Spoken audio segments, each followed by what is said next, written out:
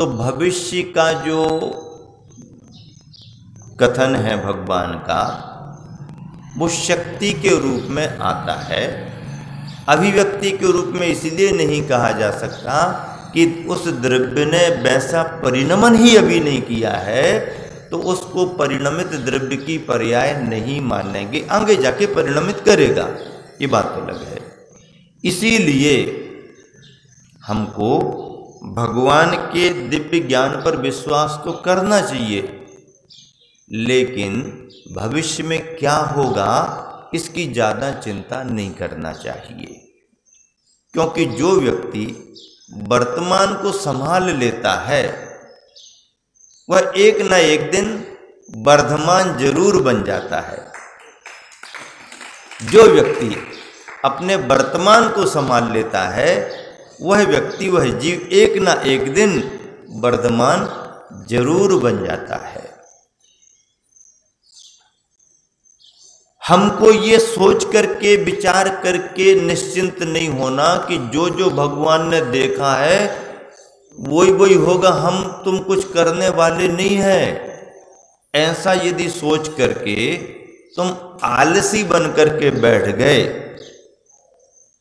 और कोई पुरुषार्थ तुमने नहीं किया, तो भगवान ने क्या देखा है ये तो किसी को पता नहीं।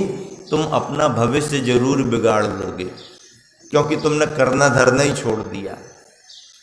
अरे भाई, उपादान में जो होगा वो तो उस रूप परिणाम में तो होगा ही होगा, उसको कौन टाल सकता है? कोई टाल नहीं सकता है। जो जिस समय जैसा द्रव्य का परिणमन होगा उसके उपादान के अनुसार वो तो होगा ही होगा, उसको कोई नहीं टाल सकता है। लेकिन क्या होगा किसको पता? तुमको पता क्या? किसी को जानकारी क्या? जो जो देखी बीत राग ने सो सो होसी बीरा रे, अनहोनी ना होत कभी भी काहे होत अधीरा रे। हमें भी मालूम है ना, तुम काहे को हमारे को सुना रहे हो, ये हमको भी मालूम है। और भगवान ने कहा है, मूल गाथाओं में कहा है, जिस देश में जिस काल में जब जो जैसा जीव का परिणमन होना है वो हो करके रहेगा, उसे कोई टाल नहीं सकता। हम कहाँ मना कर रहे, सत्य बात है। आचार्यों की लिखी वाणी सत्य, भगवान की वाणी सत्य है। विश्वास है पूरा का पूरा, जिस समय जो जिसका होगा होगा। हम करता धरता कौन है? कोई किसी का करता धरता नहीं। लेकिन क्या क्या देखी बीत राग ने, तुमको पता है क्या? तुम्हारे जीवन के 30वें वर्ष में क्या होगा तुम्हें पता है क्या? 40वें वर्ष में क्या होगा पता है क्या? 60-70वें वर्ष में क्या होगा पता है क्या? पता है क्या? पता है तो निश्चिंत हो जाओ कि भगवान ने कहा है तुम्हारा भी कुछ बिगड़ने वाला नहीं है, तुम्हारा आयु कर्म इतने समय तक चलेगा। फिर आप बेनिश्चिंत होकर के कोरोना के इस वातावरण में घूमते फिरते रहो बिना मास्क लगाए, कुछ भी करो, कुछ नहीं होगा। भगवान ने कह दिया ना, लेकिन तुम्हें कहा है क्या? तुमको पता है क्या? नहीं कहा। भगवान ने ये भी कहा है कि असावधानी रखने से आयु कर्म की उदीरणाएं हो जाती हैं। निमित्त बनने पर आयु कर्म की उदीरणाएं हो जाती हैं। आप भले चंगे हो, स्वस्थ हो, पर कोई ऐसे निमित्त बन गए तो आयु कर्म की उदीरणा भी हो जाती है, चपेट में आ जाता है। तो इस उदीरणा से बचने के लिए उन निमित्तों से बचना चाहिए। और जिन निमित्तों को पाकर करके अशुभ कर्म शमित होता है, अशुभ कर्म तीव्रता में आने वाला है, लेकिन भगवान की पूजा करने को बैठ जाओ, मंदिर में आकर के माला फेरने को बैठ जाओ, स्वाध्याय करना शुरू कर दो, शांति के साथ में अच्छे से परिणामों को स्थिर करना शुरू कर दो। ऐसा स्थान छोड़ दो जहाँ पर उदीरणा होती है अशुभ कर्म की। शुभ आयतन में, शुभ स्थानों में, देव शास्त्र गुरु की सन्निधि में आना शुरू कर दो, तो तुम्हारे अशुभ कर्म भी धीरे धीरे टल जाएंगे। नहीं महाराज जी, ये निमित्तों का हम मानते ही नहीं, निमित्त कुछ नहीं है। तुम्हारे मानने नहीं मानने से होता है क्या कुछ? अरे भगवान ने जो कहा है उपादान के अनुसार ही परिणमन होगा, लेकिन उस उपादान के परिणमन में निमित्त भी सहकारी बनता है।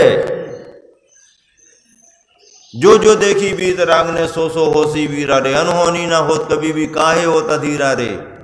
रिकॉर्ड बजाते रहो, कैसेट चलाते रहो, वो तो सही है, मैं भी मानता हूं, लेकिन मैं पूछता हूं कि केवल 2 ही पंक्तियां लिखी गई हैं क्या, कि इनके आगे भी कुछ लिखा गया है?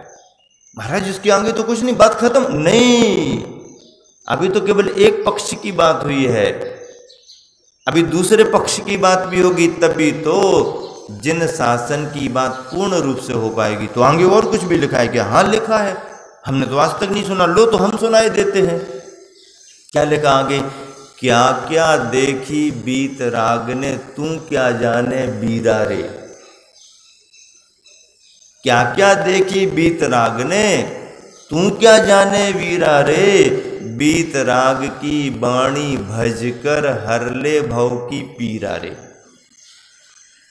तुम्हें कुछ पता नहीं है कि भगवान ने क्या देखा, तो तुम्हारे हाथ में तो केवल इतना है कि बीत रागी अरहंत भगवान की वाणी को भज करके, उनका नाम स्मरण करके, जाप दे करके, ध्यान सामयिक करके, स्वाध्याय करके, परिणामों में निर्मलता ला करके, संयम सदाचरण को स्वीकार करके हर ले भव की पीरा, भाव का कष्ट दूर कर लो। अब दूर कर लो कह रहे तो फिर काय को, जब जो जो देखी बीत राग ने तो हमें करने की जरूरत क्या है? अरे कहा तो है, वो उपादान को लेकर के कथन है और निमित्तों को लेके कहा कि तुमने कुछ देखा नहीं, तुम्हें कुछ पता नहीं, इसलिए तुम तो भगवान की वाणी को भज करके अपने संसार के दुखों को दूर कर लो। ये हमारे हाथ में है, पुरुषार्थ हमारे हाथ में है।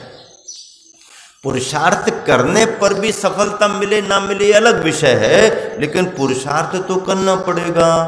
सोते हुए शेर के मुख में भी कहीं कोई जा कर के प्रवेश नहीं करता है, और तुम भी चाहो कि सोते सोते पड़े पड़े कहीं से कोई आकर के टपक जाए, तो ऐसा नहीं होता है। मेहनत करना पड़ती, भागा दौड़ी करना पड़ती है। हाँ ये बात अलग है, मेहनत भागा दौड़ी करने के बाद भी यदि तुम्हारे भाग्य में नहीं है तो सफलता नहीं मिलेगी। लेकिन जब भी सफलता मिलेगी, भागा दौड़ी मेहनत करने से ही होगी। जैन धर्म अंदर के भाग्य को प्रधानता देता है कर्म को, तो बाहरी आचरण पुरुषार्थ को भी प्रधानता देता है। यही जैन धर्म का सार है।